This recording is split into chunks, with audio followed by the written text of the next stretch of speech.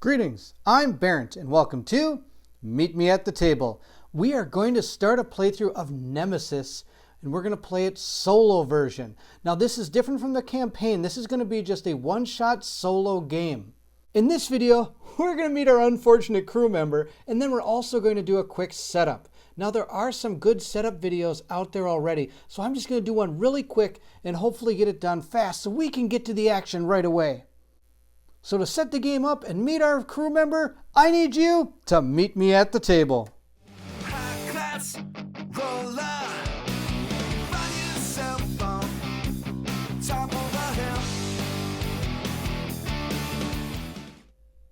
Now the first thing we're going to do is we're going to set up our board. I'm normally not going to be this panned out when we play the game, but for now during the setup I want to show you how this works.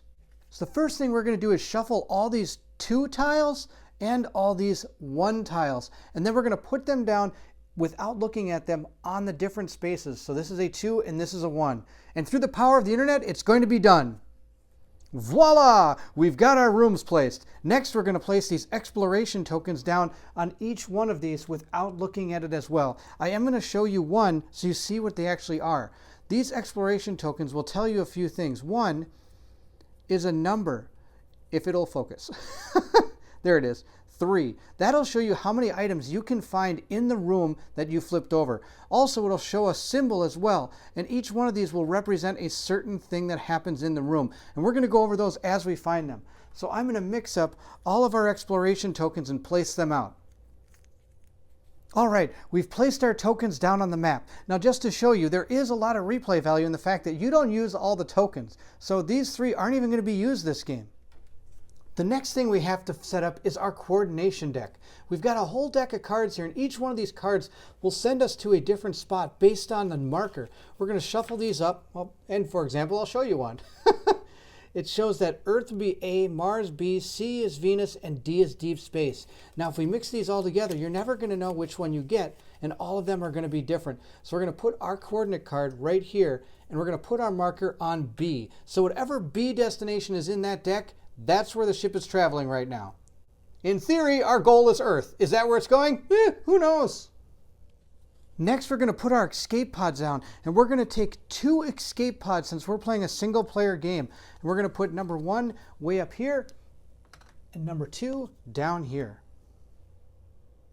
The next thing we need to do is put our engines out. Now the engines come with 2 tokens. One's working, as I throw it over there, and one's damaged. And you're never going to know what is what because, well, it's a company ship. So you never really know what the engine's doing. It's an old ship. Company ships don't last too long.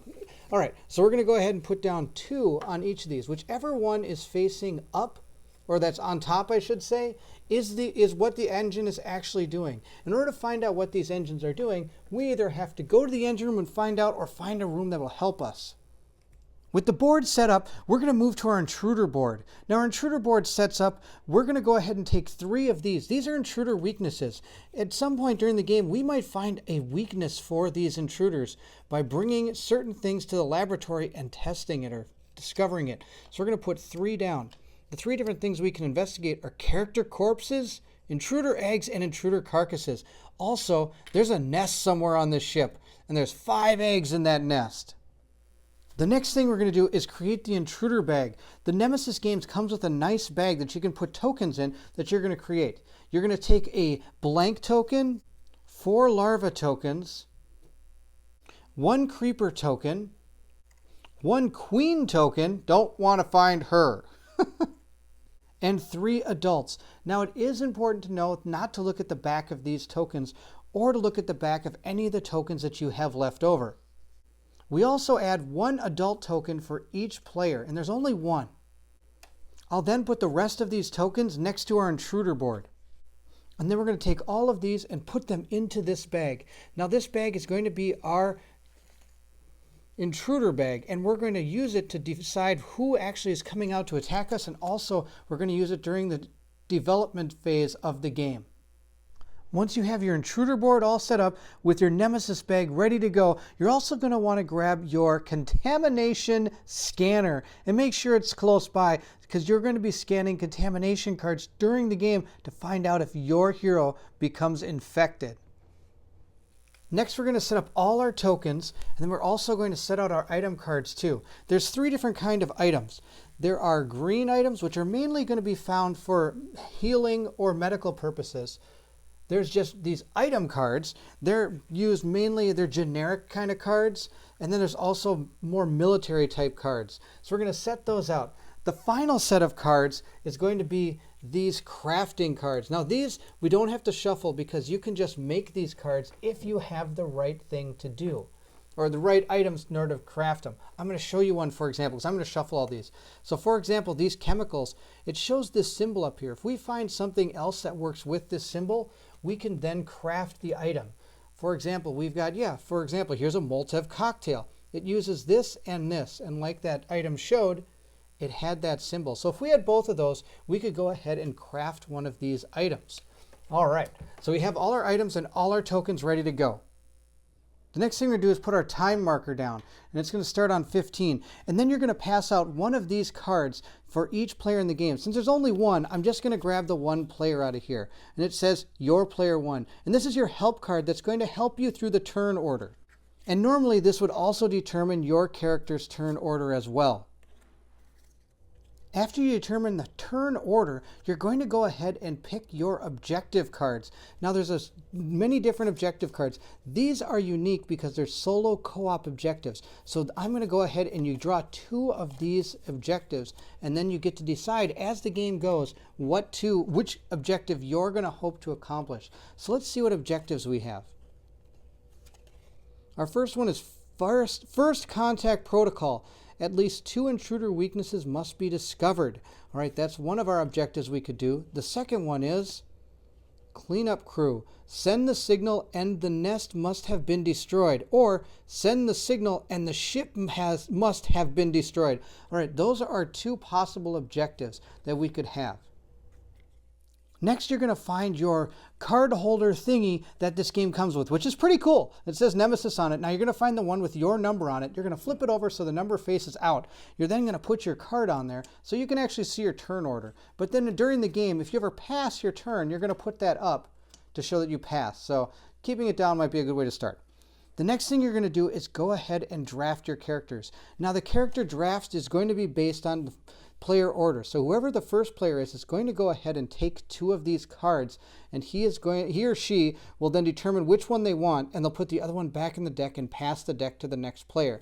Now, this is going to be kind of weird. I'm going to remove the soldier and the mechanic from this. And the reason why is because I'm actually doing a playthrough of a campaign which is called Untold Stories. If you want to check out how those characters are played, please check out that playthrough. So instead, we're actually just going to choose from these 4 so that you can see how these play differently from the 2 that I'm already playing. So we're going to mix these up, and we're then going to draw 2. So we're just going to take the top 2 cards. And the 2 cards we got are the scientist or the pilot. All right, that's a tough choice. Now, I know I'm playing solo. I don't know exactly. I actually don't know a lot of what their cards do. I haven't looked into them. I think we're going to take the pilot just because at least she can probably fly the ship. The scientist is probably pretty good at finding out ways of killing the Nemesis, or the intruders, but I don't really know. So now that we have our character, we're going to discard this. We don't need this. This just shows who you're going to be. Instead, you're going to replace it with your character mat. And this character mat will show you all the information you need. I'm going to pan down so you can see it. There we go. All right, so we're going to go ahead and put this up here for now. And I'm going to go get all the cards associated with our pilot. So each character will come with 10 cards, and they're a unique deck to some degree. Every character gains 2 search cards, a rest card, a demolition card, an interruption card, and a repair card of some kind. Now these are the ones that are going to be unique to our pilot. So she gets computer skills, piloting, old friend, and knowledge of the ship. And we're going to go over those during the playthrough when she draws them. But for now, we're just going to put them here, and I will shuffle them before we start. Also, each character comes with their own weapon. She comes with a shotgun. So we're going to put that in her right hand. The 2 symbols on this weapon show, 1, this can be used only during a combat action, and 2, that symbol means it's a heavy object. You can only carry 2 heavy objects. So right now she's carrying a shotgun. This shotgun will also tell you what it does, and how much ammo it has. It has 2. So we're going to go ahead and load our shotgun from the start. So we're going to take 2 cubes. These cubes are going to represent our ammo. Each character also comes with individual quest items. Now these cards are again unique to each character, and they're activated. They don't come in activated. You have to activate them. And for example, this one happens in the fire control room. So if we find it, we can activate this. And this one needs an energy charge. So if we're searching the ship and we find an energy charge, we can make that happen. So we're going to put those 2 there to remind me that I have them. Also, each character comes with their own miniature. So here's our pilot, and we're going to put her right there, and she'll be ready to go. Now that the player board is set, we have to put down our serious wound, event, intruder attack, and contamination cards in easy reach so we can grab them during the playthrough. Also, we're going to put the remainder of our tokens that we may need over here.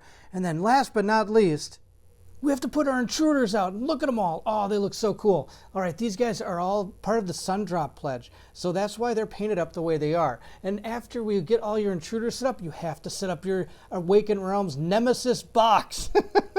You have to set it up so when people see the game and go, what game is this? All you have to do is point to the box. All right, now let's put everybody on the board and let's get started. So now we're going to go ahead and place this token. This is our poor crew member that sadly died. And he's the one that actually started this whole infection and intruder extravaganza.